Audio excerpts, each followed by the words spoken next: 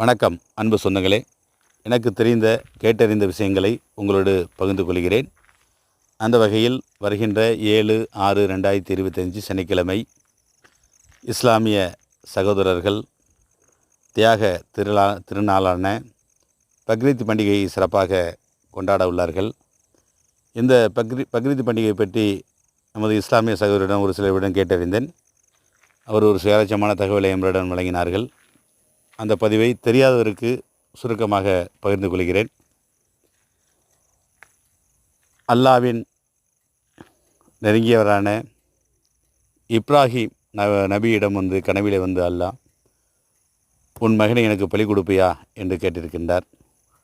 உடனடியாக இப்ராஹிம் நபி அவர்கள் தன் மகனிடம் போய் அல்லாஹ் ஒரு கட்டளையிட்டிருக்கின்றார், உன்னை பலி கொடுக்குமாறு அப்படி கேட்க, அந்த மகனும் எந்த ஒரு பாரபட்சமின்றி நம்ம படைத்த ஆண்டவனே சொல்லும்போது பலி கொடுங்களப்பா என்று சொல்ல, ஒரு மலை அடிவாரத்துக்கு அவர்கள் அழைத்து சென்று தன் மகனை அழைத்து சென்று பலி கொடுக்க தயாராக இருக்கின்ற சூழ்நிலையிலே கத்தி வைத்து கழுத்தில் அறுக்கும்போது அவர் கழுத்து அறுபடவில்லை. தன்னுடைய மகன் கழுத்து.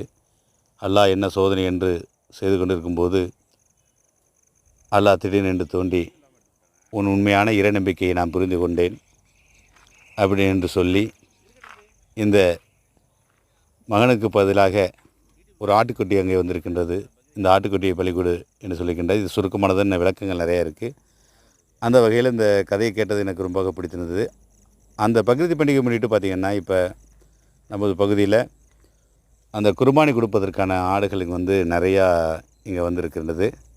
இப்போதிலிருந்தே டோக்கன் புக் பண்ணி இந்த ஆடுகளை குர்பானி கொடுப்பதற்கு இஸ்லாமிய சகோதரர்கள்லாம் இந்த ஆடெல்லாம் புக் பண்ணிக்கிட்டு இருக்காங்க.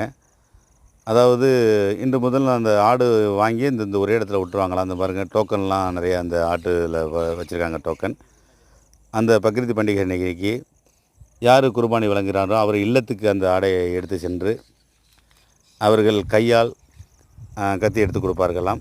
அதுக்கப்புறம் தான் அதுக்கான குர்பானிக்கான ஏற்பாடுகளை செய்து அனைவருக்கும் இந்த கறிகளை வழங்குவார்களாம். கிட்டத்தட்ட 3 நாட்கள் இந்த விழா கோலாகலமாக நடைபெறுமாம். இந்த செய்தி எனக்கு தெரிந்தது புதிது. இது உங்களோடு பகிர்ந்து மகிழ்ச்சி கொள்கிறேன். அனைவருக்கும் இஸ்லாமிய சகோதரர்களுக்கு இனிய பக்ரீத் தியாக திருநாள் வாழ்த்துக்கள். நன்றி.